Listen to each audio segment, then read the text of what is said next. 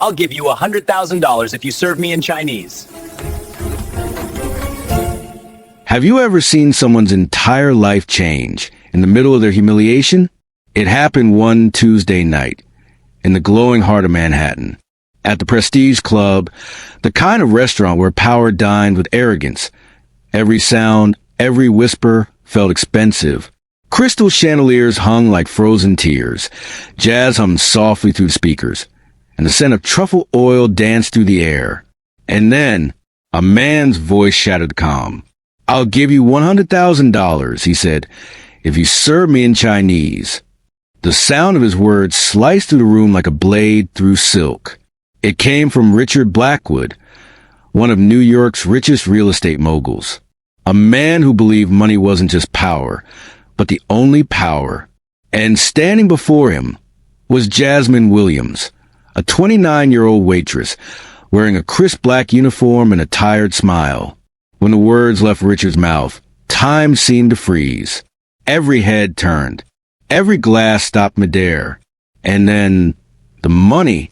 Stacks of $100 bills fell from his hand, landing on Jasmine's silver tray. One, after another, like insults made visible. The bills shimmered under the restaurant lights. $100,000 spread across the tray, reflecting not wealth, but mockery. Jasmine stood still. Her heart pounded. The world felt quiet except for the sound of her breath. To the men sitting around Richard, it was entertainment. To Jasmine, it was something deeper, something she couldn't yet name. Richard leaned back in his Italian leather chair, smirking like a king who'd just thrown scraps at the peasants. "What's the matter, honey?" he sneered. "Isn't $100,000 enough? My friends here," he gestured at 3 Japanese investors, "will judge whether your Chinese is convincing." Laughter. Whispers. The Prestige Club had become a coliseum, and Jasmine was a chosen prey. Now here's the thing. 3 years ago, Jasmine was not a waitress. She was Dr. Jasmine Williams, a linguistics scholar, a professor, a woman who once gave lectures to hundreds of students, a woman whose name once meant something. Until the night everything fell apart. A call. Her mother, Dorothy Williams, had suffered a stroke. Everything she had built, her career, her savings, her peace, began to crumble. Bills piled up. Insurance failed. And the woman who once spoke at universities started taking orders at a restaurant to survive, to pay for medicine, to keep breathing. And now here she was, being challenged by a man who didn't even know how to pronounce Mandarin. Richard laughed again, louder this time. "Come on, sweetheart," he said, his voice oozing condescension. "Let's see what that PhD in waitressing taught you." His words triggered laughter around the table. Fake, uncomfortable laughter. Even the investors seemed uneasy, their smiles stiff, their eyes darting toward Jasmine with something like pity. She looked down at the tray, the $100,000 still sitting there. That money could change everything. Her mother's hospital bills, her sister's education, a chance to start over. But she knew this wasn't about money. It was about power. Richard didn't want to test her Chinese. He wanted to break her spirit. And yet, Jasmine lifted her head. Her hands didn't shake. Her voice came out calm. "I accept." The entire restaurant froze again. Richard blinked, momentarily thrown off. "What?" "I accept your proposal," she repeated. "I'll serve you in Chinese. And when I'm done, you'll pay me the $100,000 right here in front of everyone." A murmur rippled through the room. Some gasped, some smiled. But Jasmine just stood there, still as water, her gaze locked on the man who thought he owned the air around him. Richard laughed, too loud, too long. "Perfect," he said. "Then let's make this fun." He turned to the investors, his grin wide and cruel. "Gentlemen, get ready. You're about to witness pure delusion." Jasmine's calm face betrayed nothing of the storm inside her. Her mind was a flood of memories, classrooms, lectures, late nights studying dialects in Beijing. She remembered her professor's voice. Language, he said, isn't just words. It's identity, power, culture. Back then, she had believed that knowledge could change the world. Now she wasn't so sure. Richard snapped his fingers. Bring the special Chinese menu, he ordered. The one from Shanghai. A waiter hesitated. Sir, that menu has over 40 dishes, with detailed Chinese descriptions. Perfect, Richard said with a grin. Let's see how our language expert handles that. The waiter returned with a menu, a thick, elegant binder bound in red leather. Richard flipped through it, frowning at the rows of Chinese characters. A lot of squiggly lines, he muttered, earning uneasy chuckles from his guests. Then he slid the menu across the table. Here, choose 5 dishes and explain them in Chinese. Jasmine accepted the menu. She opened it slowly, her eyes scanning the familiar characters. Sichuan, Hunan, Beijing. She almost smiled. She had written papers on these dishes. Can I choose which one to present? She asked. Richard smirked. Choose the easiest ones. You're gonna fail anyway. Before she began, Jasmine looked at the investors. Excuse me, she said softly. May I ask, do any of you speak Mandarin? Hiroshi blinked. A little, he admitted. Kenji shook his head. But Yusuke Sato, the quiet one, raised his eyes. I'm fluent, he said gently. Lived in Taiwan for 10 years. Perfect, Jasmine said. Richard chuckled nervously. Well, that's convenient. Then, Jasmine said, closing the menu, let's make this interesting. If I describe 5 dishes in Mandarin, explaining their regional origin, preparation, and cultural significance, you double the bet. 200,000. A hush swept through the room. Richard froze, then forced a laugh. You're serious? Completely. And if you fail, I'll work for free for a month. Richard stared at her. He couldn't back down now, not in front of his investors. Deal, he said. 200,000. But when you lose, you kneel and apologize. Jasmine nodded once. Agreed.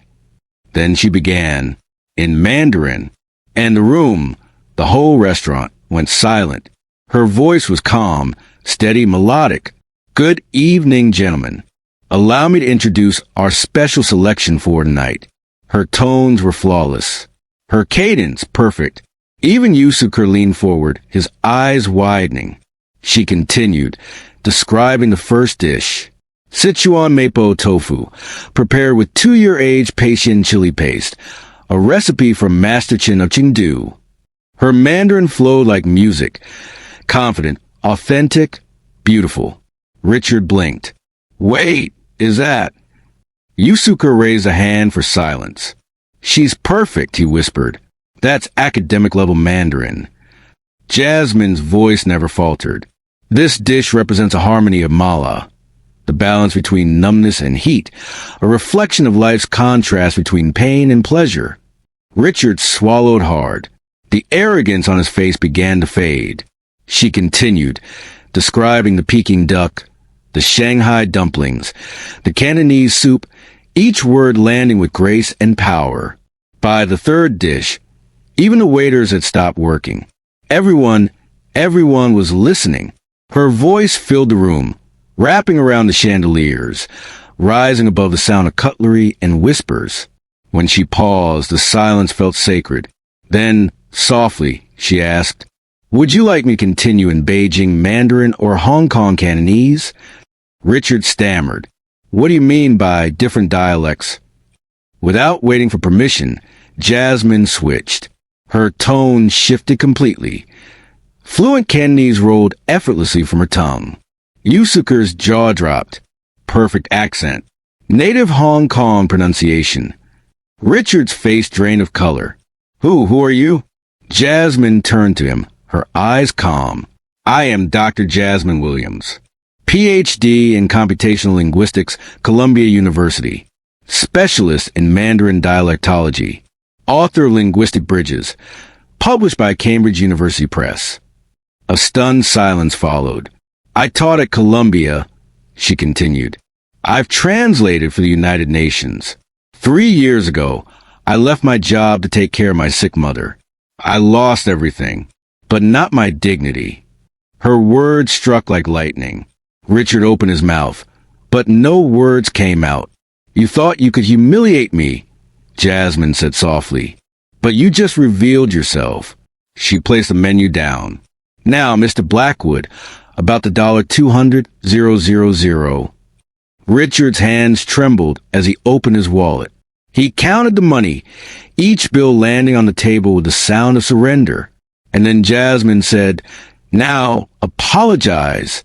Not to me, but to everyone you've ever disrespected. Richard's voice cracked. I apologize. Louder. I apologize. His voice echoed through the hall. The man who once ruled Manhattan's skyline, now begging forgiveness before a room full of witnesses. 6 months later, Jasmine stood before a skyscraper window overlooking Manhattan. Her nameplate read, Director of Intercultural Relations, Tanaka Yamamoto International. Her salary? $180,000 a year. Her mother, Dorothy, was recovering, receiving the best care money could buy. And as Jasmine stood there, watching the city that once broke her, she smiled, not out of pride, but peace, because she knew the greatest victory isn't revenge, it's redemption. Richard Blackwood? He lost everything. His company, his investors, his reputation. That night's video went viral. Racist tycoon destroyed by Dr. Waitress. 15 million views. He now works at a car dealership in Queens, selling used sedans to people who never learned his name. Sometimes he sees Jasmine on TV, giving interviews, teaching about diversity, respect, and the power of words. And every time, he remembers the night he tried to buy someone's dignity and paid for it with his own. In one of her lectures at Columbia University, Jasmine looked out at her students, bright, hopeful, eager. He tried to belittle me, she said, because he thought his money made him superior. She paused, letting her words settle like truth in still water. But he learned something that night, that intelligence, dignity, and grace can't be bought.